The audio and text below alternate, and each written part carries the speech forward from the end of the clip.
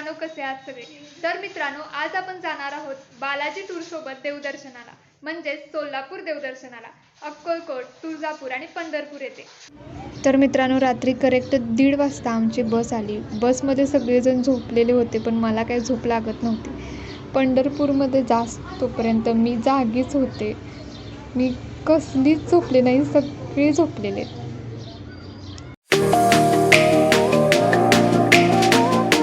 Correct 5:30 वाजता आम्ही पंढरपूरमध्ये पोहोचलो. तुषारदादाने आम्हाला थोड्या सूचना दिल्या आणि प्रत्येकाला रूमची चावी दिली.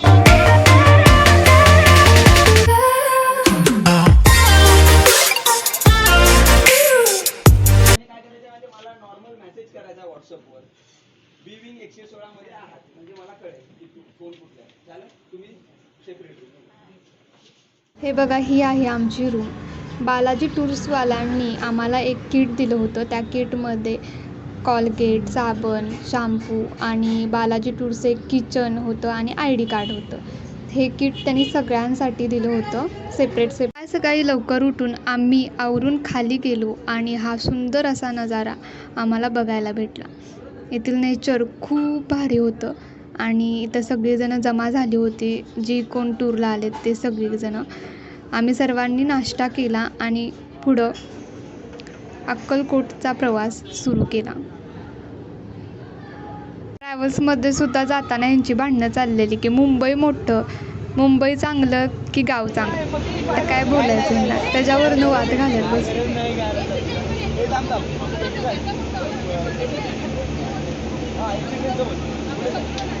समुद्र बोल, समुद्र महत्वाचा. समुद्र काय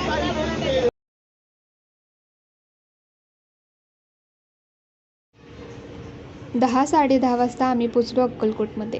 अक्कलकोटमध्ये येण्याचं माझं स्वप्न आज पूर्ण झालं. माझी खूप प्रचंड इच्छा होती की मला एक दिवस अक्कलकोटला जायचं होतं. ते शक्य झालं आहे फक्त बालाजी टूर्समुळे. स्वामींची सुंदर अशी मूर्ती बघितल्यानंतर माझं मन तर एकदम तृप्त झालं. त्यानंतर आम्ही स्वामींसाठी नारळ आणि थोडी फुलं आणि हार घेतला आणि पुढं स्वामींचं जे मुख्य मंदिर आहे त्या मंदिरामध्ये जाण्यासाठी आम्ही रांगेत उभे राहिलो होतो. दर्शन घेऊन आल्यानंतर आम्ही थोडीशी शॉपिंग केली आणि पुढच्या प्रवासासाठी म्हणजे तुळजापूरच्या प्रवासासाठी सुरुवात केली. तुळजापूरला जाताना आम्ही खूप एन्जॉय केलं. गाडीमध्ये गाणी म्हटली, परत अंताक्षरी म्हटली, खूप एन्जॉय केलं.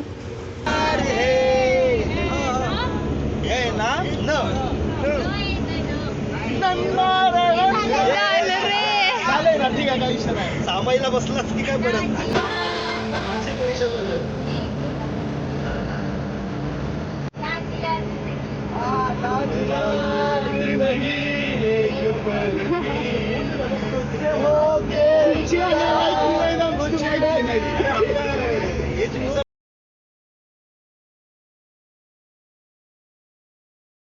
एक 5:30-6 वाजता आम्ही पोचलो तुळजापूरमध्ये. तुळजापूरमध्ये आल्यानंतर दादाने थोडी इन्स्ट्रक्शन केली आणि आम्ही मेन मंदिरामध्ये गेलो.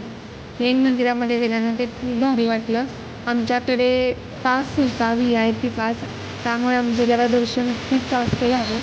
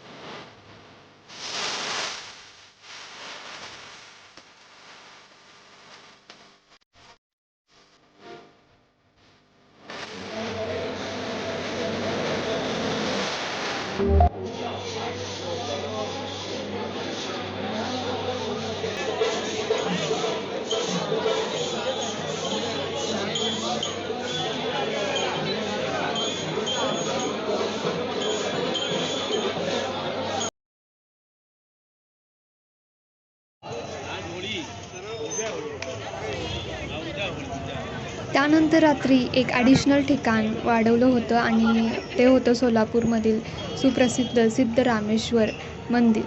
पूर्ण पाण्यामध्ये मंदिर होतं. पाण्यामध्ये मंदिर ते बांधलं होतं. खूप भारी वाटत होतं आणि रात्रीचा तर व्ह्यू खूप मस्त होता. आम्ही त्या मंदिरामध्ये गेलो, पाया पडलो आणि रिटर्न पंढरपूरच्या दिशेने प्रवास चालू केला.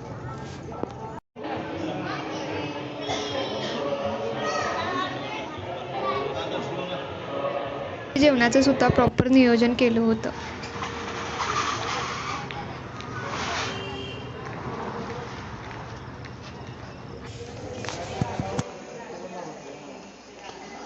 आता सोलापुरात जेवण करतो, जेवण केलेलं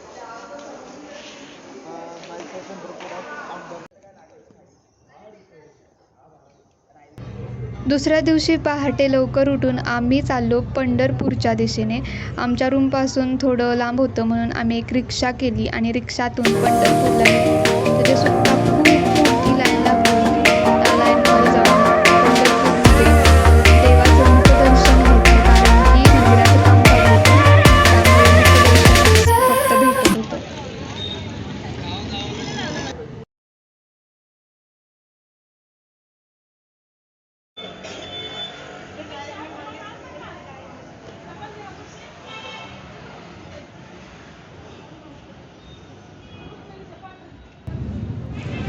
पंढरपूरमध्ये गेल्यानंतर सुद्धा आम्हाला फॅन भेटले. खूप भारी वाटलं. पंढरपूरमध्ये सुद्धा एक खूप मोठा स्कॅम झाला. सगळ्यांच्या चप्पल होत्या बट माझी आणि तेजाची चप्पल गायब झाली होती. कोणी उचलून नेलती काय माहिती.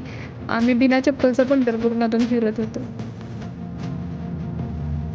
त्यानंतर दुपारी जेजुरीमध्ये आम्ही दुपारचं जेवण केलं आणि रिटर्न येण्याचा प्रवास चालू केला.